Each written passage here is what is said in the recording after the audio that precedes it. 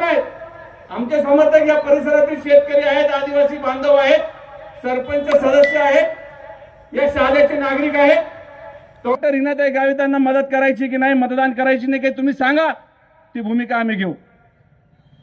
या परिसरातील शेतकरी म्हटलं, जेव्हा आम्ही ऊसाचं आंदोलन करत होतो, जेव्हा या परिसरातील कापूस उत्पादक शेतकरी आंदोलन करत होता, त्याच्या पाठीशी एक दिवस सुद्धा हे लोक उभे राहिलेले नाही. या लोकांना आम्ही आता मतदान करणार नाही, यांची साथ तुम्हाला सोडावी लागेल, अशा प्रकारचा आदेश या परिसरातील शेतकऱ्यांनी केला.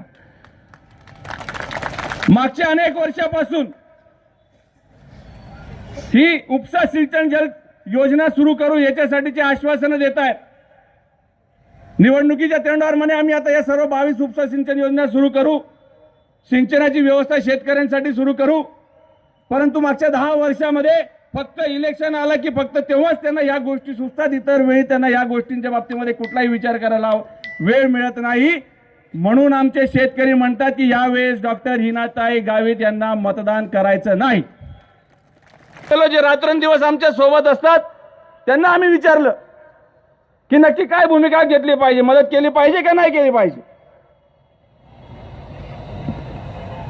दादा एकाने तर व्हिडिओ दाखवला मला, तो म्हटला दादा ही बघा, ही मणिपूरचा व्हिडिओ बघा म्हणे आमचा, तुम्ही सांगा आम्ही काय केलं पाहिजे.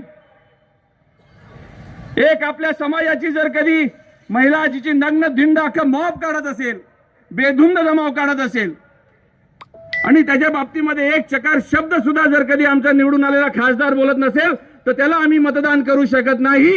ही भूमिका आदिवासी बांधवांनी घेतलेली आहे. एका आदिवासी बांधवाने मला ज्या पीडित महिलाचा व्हिडिओ दाखवला, तिचा जो पती होता त्याचा व्हिडिओ दाखवला, त्या पतीच्या डोळ्यामध्ये अश्रू आले.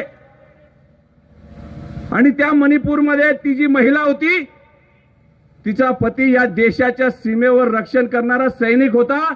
तो सैनिक खेळाने म्हणत होता की मी देशाची सीमाचे रक्षण करू शकलो, परंतु मी माझ्या पत्नीची रक्षण करू शकलो नाही, याची खंत मला आहे. हे दुःख त्या आदिवासी बांधवांनी मला सांगितलं आणि ते म्हटले की यावेळेस भाजपला आपण मतदान करू शकत नाही.